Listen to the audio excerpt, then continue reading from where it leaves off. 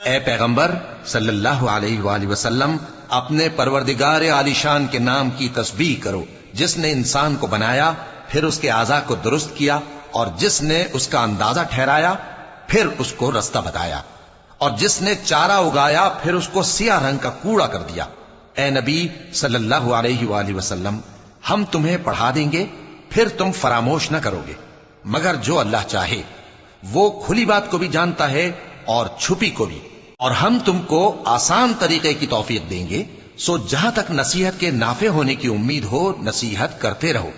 جو خوف رکھتا ہے وہ تو نصیحت حاصل کرے گا، اور بے خوف بدبخت اس سے کترائے گا۔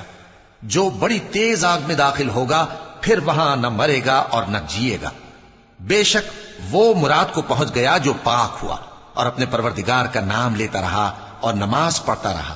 بات یہ ہے کہ تم لوگ تو دنیا کی زندگی کو ترجیح دیتے ہو، حالانکہ آخرت بہت بہتر اور ہمیشہ باقی رہنے والی ہے۔ یہی بات پہلے صحیفوں میں بھی درج ہے، یعنی ابراہیم اور موسیٰ کے صحیفوں میں۔